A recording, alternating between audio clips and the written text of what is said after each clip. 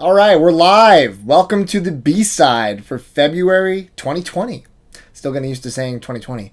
As you guys may or may not know, we do a B-side segment where we flip the whole month over and we talk about all the cool albums that came out this month that I heard, my thoughts. I share some news about either the music world or TMR, and then I show off cool records I got in. This one in particular is special. You've joined at the right time because there will be a giveaway. So I'm really excited to talk about that. Let's go down the list. Let's talk about everything that's going on. And at that point, after I get through everything, we'll do a little Q&A and chat. So remember, the rule is if you all the viewers just dropped from 20 to 10 really fast. That was weird. Welcome if you just rejoined. I don't know if the stream refreshed itself, but long story short, we're doing the B-side. I'm going to go through everything. And let's get started. If you have a question that's a burning question that you need me to answer, I will stop what I'm doing if I see a super chat on the side. A super chat means that you give a money amount of any kind, and I will see it in big bright letters or big bright boxes, and I will answer that at that point. But otherwise, let's save the Q&A for the end, and let's get started. So the two albums I had a chance to listen to this month, I actually really liked both of them. The first one was Tycho's Simulcast. So as you guys know, Tycho is one of my favorite bands. If you just saw my Top 100 series finish, you saw that Tycho, spoilers, is number 2 on my Top 100 albums of all time with their album Awake. So Tycho is awesome. I really love every album Tycho's ever done. Weather, I think, was number 5 on my top of last year, and Simulcast is basically a companion to Weather. So what that is he reworked a lot of the songs from Weather, either some of the melodies or some of the elements of those tracks, and he turned it into a purely instrumental album as opposed to Weather, which for the first time featured some vocals, which was really cool. Saint Sinner was the vocalist, and she's an unbelievable vocalist. So I really, really like that. Simulcast blew me away. I thought it was excellent. I only heard it through my computer speakers. I can't wait to actually sit down with headphones and really dive deep. I thought it was a really awesome reinterpretation of Weather. It didn't feel like it was retreading old ground. I feel like there was enough to kind of throw back to get me excited. But ultimately, I think it's a worthy companion and standalone album in Tycho's entire career. So, huge fan of Simulcast. If you haven't heard it, I would recommend picking it up. I don't own it yet. I'm waiting for some Newberry Comics or Rough Trade or Ghostly to drop some kind of Ninja Tune. I don't know. Someone to drop a more exclusive variant, because right now there's only one variant, unlike Weather, which had like 7 variants. It was crazy. So, likes Tycho Simulcast. Let's move on to the next one, Caribou's Suddenly. So Caribou is an electronic wizard who's been creating music for decades now, and every album sounds very different from one another, and he manages to be experimental and accessible, which is something that I really appreciate in music, and also something that's very hard to do from a musician's standpoint. Caribou's last album, Our Love, was this awesome kind of 80s it's almost like a dream. It's just like it's like 80s kind of disco-y dream pop, and I loved it. It was a huge departure from earlier records. I mean, Caribou's Swim has songs in there that could have been like club bangers almost. But the new record is a really interesting kind of mishmash of all of his sounds thus far. The first track was so like beautiful and simple. It actually made me feel like it was a Carrie and Lowell track, Sufjan Stevens. The rest of the album did not quite follow suit in that way, but I loved the album. I thought there were a couple mediocre tracks, but way more excellent than mediocre on the album. And I think it's a great listen. It's kind of one of those things you get lost in. It's not necessarily distinctive within itself, but I do think that the sound collage he creates is excellent. I'm a big fan of what he's doing, and I also like that he sings on a lot of these tracks. I think almost every track had his vocals. I think they were pitched up a little bit. But, really cool from Caribou. I'm waiting for my Rough Trade variant to come in. I believe it's sold out. So, that was awesome. Let's move on to news, because I have a lot of really great news, and some of this is going to be breaking news, and I'm going to be breaking in this live stream. So, first thing is, the news is, I'm just going to give myself a little pat in the back. I completed the Top 100 Albums series of the channel, which I've been working on for months and months and months. The amount of hours that I put into writing thoughts about all these albums, picking the albums, and recording and editing these videos is insurmountable. So thank you guys to anyone who took the time to listen and comment, and if you went even further and actually dove into the albums, that's been the goal. So hopefully you guys found some new stuff that you liked. I'm really excited. I don't foresee myself doing another top 100 list for a while because that really took a lot of time, and as you guys know, this is not my full-time job. So yeah, I really like doing it, and I think it went really well, and I hope that over time more people will discover the list of top 100 and discover new albums. Next up, I want to talk about my grails. So I have a list I made. I made a list of 7 Holy Grail records that I am trying to knock off before the end of the year. If you guys follow this channel, you know last month I was able to successfully track down a very reasonably priced copy of Freelance Whale's Weather Vanes, which is a really hard record to find. It was also on my top 100 list. So I got that, and then this month actually arrived like a day or two after my last B-side, so I couldn't show it off. But a couple weeks ago, I was lucky enough to get another grail from my 7. Now, what's cool about this is that a person who is a buddy of mine who has been a long-time viewer of the channel, he was at a record store, sorry, not record store, he was at a record convention in DC, and I get a message from him while he's there with a picture of this record. And he was like, look what I found. And my heart skipped a beat because I've been looking for this for a reasonable price for a very, very long time. And I texted him back and I said, okay, let me think about it. Because it was a good price for it, but it wasn't like, I had to think about if I had the funds at that moment to drop money on it. So he ended up messaging me back and said I haggled with the guy a little bit. He was willing to drop the price from $150 to $120. And I was like, buy it! Buy it right now! I was like, how does it look? He's like, it looks good. So, without further ado, I will show you the latest grail. This is Audioslave's Revelations. I love this record. It's so crisp. The spine has no issues. Normally, these are a little beat up. Revelations is the 3rd record by Audioslave. And this is a really good album. If you don't know Audioslave, you obviously weren't watching my top 100 because I gushed about their self-titled debut. But it's basically Chris Cornell vocaling, that's not a thing. It's Chris Cornell's vocals over Rage Against the Machine, all the members of Rage Against the Machine minus Zach. So, I mean, it's just a powerhouse album. It's all 3 of their records are awesome. Their first one is by far their best. However, this one is so good, and it's also so out of print. Like, normally this goes for $200 or $300 when you can find it. And this copy, outside of a little bit of ring wear, it's extremely clean. And what's also cool about this is that it comes on this really nice kind of Coke bottle clear record. It's the only version of it. There's no standard black. The only version was this, and it's out of print. And I was able to get it for $120, and I would say the disc is basically near mint. I would say the whole thing is VG Plus if I had to be like a stickler about it, but it sounds great. I spun it. It sounds awesome. And thank you to Ryan Dye for hooking it up. That's what's so cool about the Too Many Records community is that I feel like this is special to what we have versus a lot of other music or vinyl channels outside of maybe the Needle Drop, is that like I feel like there's a huge connection between the community, and whether it's on social media, whether it's in the Facebook group, I feel like everyone's looking out for each other. Everyone's trying to give each other good deals. Everyone's trying to help each other find their grails. And I think that's really awesome. And it makes me really happy that I built this community and everyone seems to be appreciating it as much as I do. So without the community, I would not have found this because I would not have been at the place in DC that had it. So thank you, Ryan. This is awesome. We're 2 down, 5 more to go with 10 months to go in the year. I think we're going to do it, guys. I think we'll be fine. I think we'll do it. So let's keep going. A couple more pieces of news.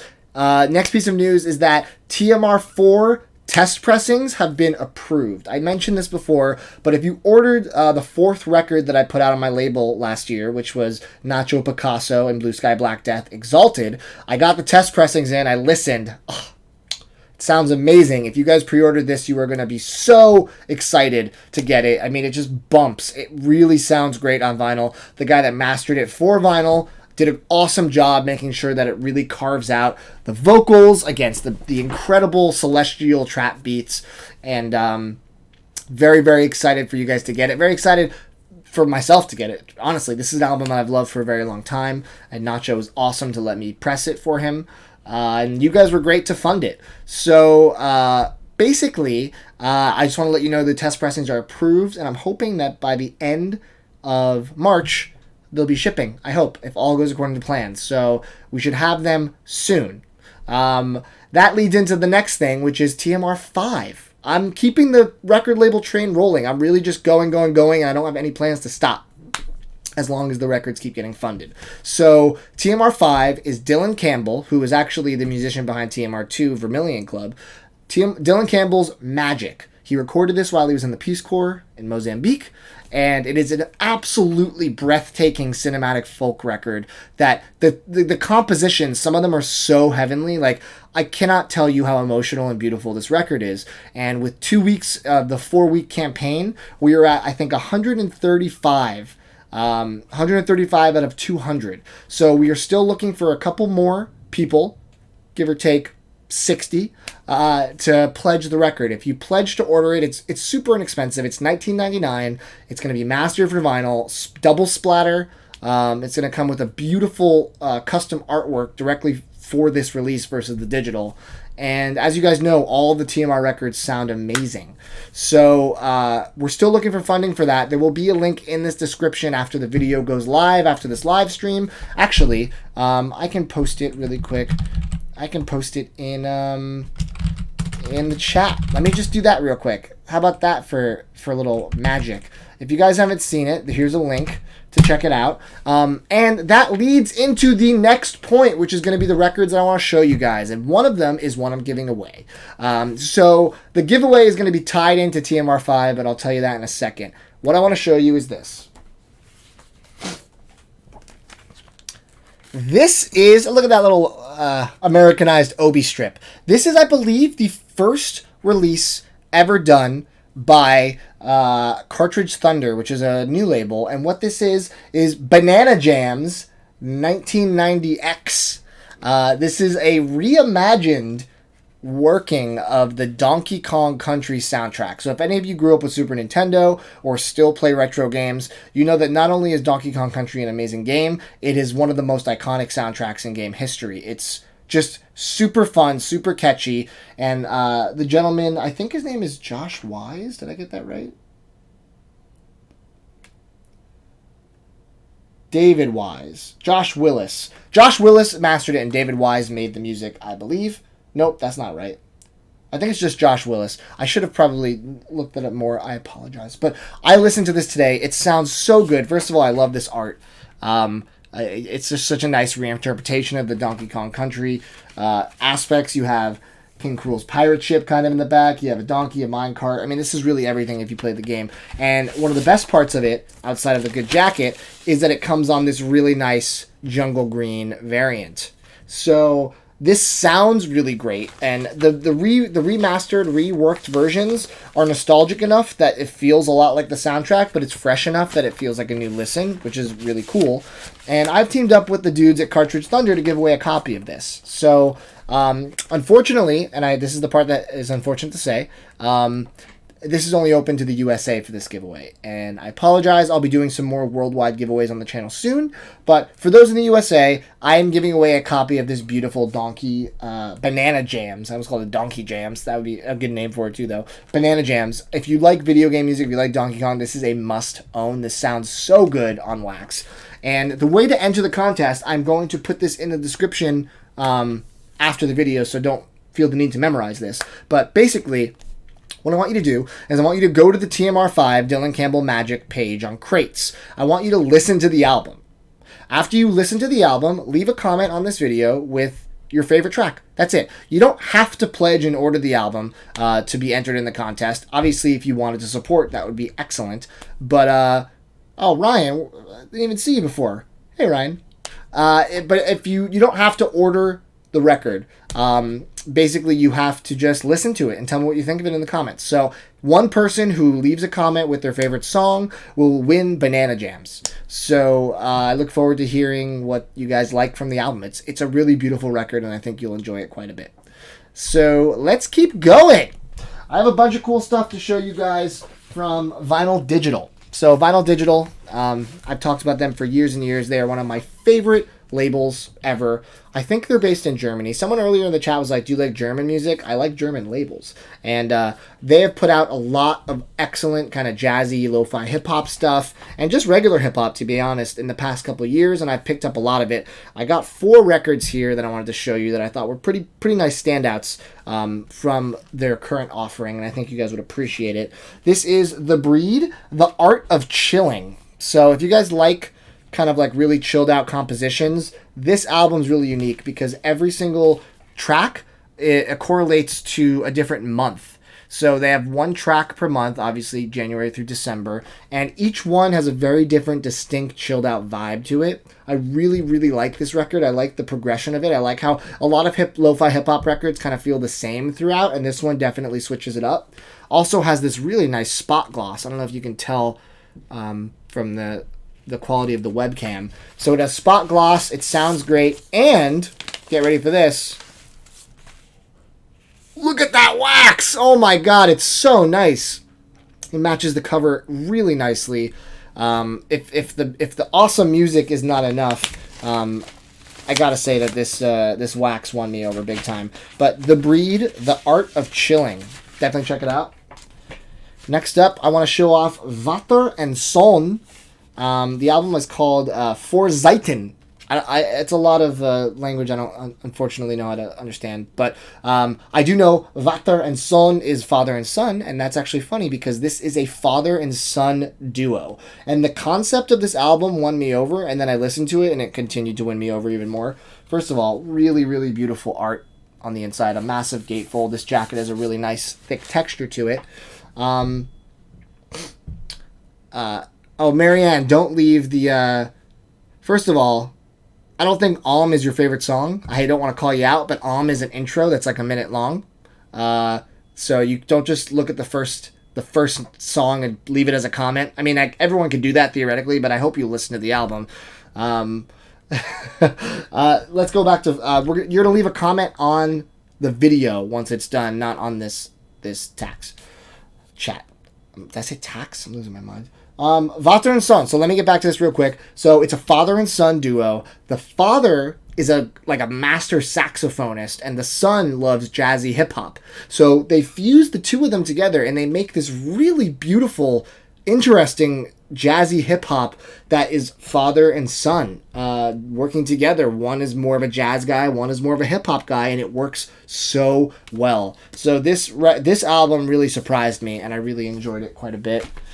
And then we have a little legend I like to call KRS-One, who is an absolute underrated MC from the golden age of hip-hop, who is still making music today. This is his 2017 album, The World Is Mind, and it comes on orange wax. I'll show you guys that, which, the cover has a lot of orange on it. So, here you go. Boom. Nice little translucent orange. So what I like about KRS-One's new album is that it doesn't reinvent the wheel, but it's a really good sound because it feels like a throwback in the same breath that it feels fresh.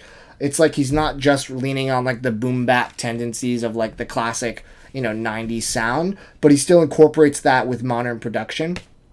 And I really think that this is a great addition to his catalog. I listened to a couple tracks of it, and I was like, yeah, this is good. I want to own this. I want to get it. So KRS-One, The World Is Mine. If you don't know KRS-One, respect the elders. Actually, I think the first song is called Show Respect.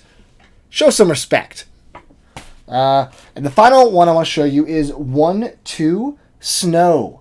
So 1-2, WUNTWO, comes on this snow white vinyl. I mean, obviously that's appropriate, but 1-2 is absolutely one of my favorite people in the game making lo-fi hip-hop beats. It's just terrific. Really good kind of loopy stuff that's very vibey, and each track kind of puts you in a zone. He's one of the best of the current generation of people doing lo-fi hip-hop, along with like Evie and Flug Hands and people like that. So anytime I see a 1-2 record, I'm like, yeah, this is going to be worth getting. So 1-2 Snow, definitely a good addition to the catalog. And finally, before we do a little Q&A, I wanted to show you guys this, another excellent record from Needle Juice. So Needle Juice, as you guys know, I talk about them quite a bit. It's one of my favorite labels. The gentleman who runs it is really kind and really loves vinyl the way I do, puts a lot of effort into all of his releases. And this is Tomorrow 2096 by a bunch of Japanese characters. I looked up what the Japanese characters mean. That might be too. Is it on the Obi strip? I think it's maybe this. It means Desert Village of Sako. I don't know if that's intentional, but this is basically a vaporwave release that is done on Needle Juice Records. It's really dreamy, synthy, cyberpunk stuff. If you're into ambient music with a little bit of bite, I definitely recommend checking this out. It has kind of like that Neo Tokyo feel that everyone goes for, and I love that it has a nice Obi strip. Obviously, he pays homage to the genre that loves a good Obi strip. And there's no way it's going to show well. I'm going to see if I can get it to show. I don't think I can. Can I, like, shine a light on it? It's a Galaxy variant, which is starting to become more popular these days. I don't think I can... Oh, wait, maybe. Oh, yeah! Look at that! Look how... when I shine a light on it. Look how beautiful that is. It's like this awesome galaxy swirl when you hold it up to light. It really it vibes the album. It vibes so well with the album. But such a pretty variant, and I think there's 3 variants total, but this one was by far my favorite. So if you like vaporwave and if you like some of the kind of like ambient stuff that has a little bit of that kind of nighttime edge to it, check this out. And that is it. We'll do a little Q&A. If anyone would like to regale me with super chats at this point, this would be the time to do so. You, of course, have no obligation to, but it always is appreciated. And let's answer a couple questions, and then we'll call it for the evening. And then I take a little break before I start to put out more content for you guys. We have a lot of good stuff this month. I have hopefully a video coming out about my thoughts on my Clear Audio Concept turntable that I've had for about a year now. Talking about TMR Fest. Oh! That's what I forgot to talk about. Wow, I can't believe I forgot to say one of the biggest things of the whole video. This is why, when it's such a packed B-side, those of you that stuck around, you stuck around for the right thing. TMR Fest was a festival I threw in Los Angeles last March. It was a huge success. We had 3 bands play, Fort Vine, Tiny Stills, and the Album Leaf. And we sold we had 1,000 records from my personal collection for sale. We sold about 600 of them at the event. It was amazing.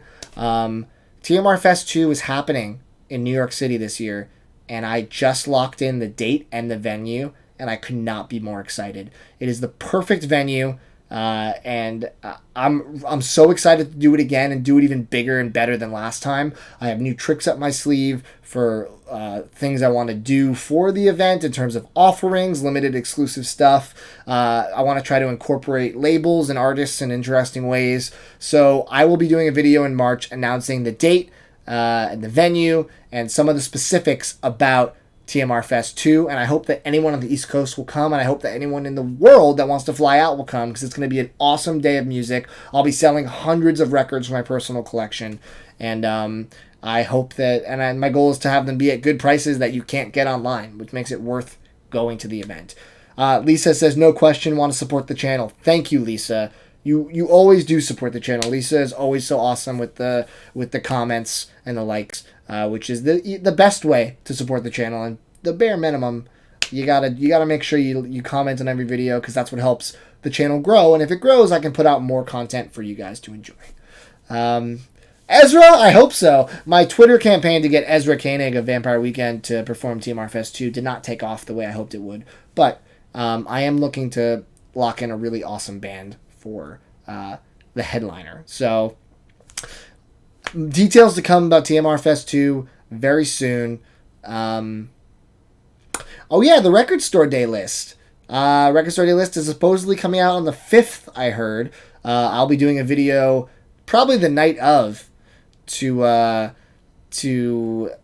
talk about the list and my thoughts on it. I know a couple items leaked, and from the leaks there's at least 3 or 4 things that I'm interested in. But yeah, I'm excited for the RSD list. I'm not excited. As I get older, the idea of sitting on the street for 12 hours makes me want to take a nap. But we'll see if, yeah. Have I made my mind up about getting the Ozzy box set? I think you'll have to wait to find out if I did it. Because if I got it, I'll do a video about it. Do a quiz at TMR Fest with a nice prize. That's not a bad idea. Who the diehards at? I was actually so impressed with when I asked for people to guess the records on my top 5. So many people got at least 3 of them. Like I was like, you guys watch this channel, you know, which is awesome. Any tips on cleaning your turntable? Cleaning the actual turntable? I don't know. I just keep a dust rag. Cleaning a record's different. Hey, Steven, what's up, man? Unfortunately, you came right at the very end, but this will be available to watch in 30 minutes when it goes live on the channel. But yeah, we're going to be calling this, I think, in a minute. So thank you guys for coming in. I really appreciate you watching and enjoying. There's going to be a giveaway for this, so make sure you watch the description and follow the instructions, and hopefully you guys enter the giveaway. You have to leave a comment on the video once it's up.